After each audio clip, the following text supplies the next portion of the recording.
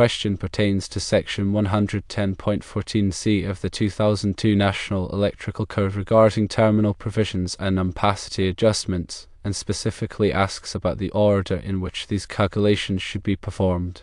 The 2023 National Electrical Code mandates that ampacity adjustments must be made before checking for terminal provisions. This represents a change from previous code cycles, where these checks were often done separately.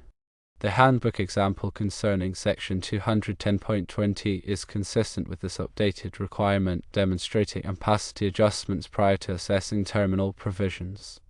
However, the example related to Section 220.10 might reflect the older methodology, potentially leading to confusion. A revised example for Section 220.10 clarifies the correct approach. Consider a feeder supplying a 150 amp motor load. The feeder conductors are rated for 75 degrees Celsius and possess an ampacity of 125 amps. This feeder is installed in a conduit exposed to an ambient temperature of 40 degrees Celsius. First, perform the ampacity adjustment. Referring to Table 310.15b16, the ampacity adjustment factor for 75 degrees Celsius conductors at a 40 degrees Celsius ambient temperature is 0.82.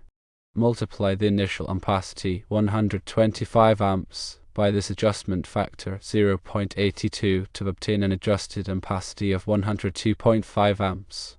Second, evaluate the terminal provisions. Let's say the feeder conductors terminate in a panel board rated for 150 amps. The panel board's terminal provisions necessitate the use of lugs rated for a minimum of 150 amps.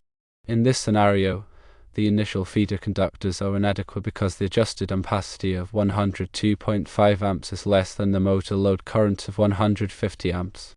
Consequently, the feeder conductors must be upsized to handle at least 150 amps. This revised example underscores the correct application of the 2023 National Electrical Code, where ampacity adjustments precede the evaluation of terminal provisions.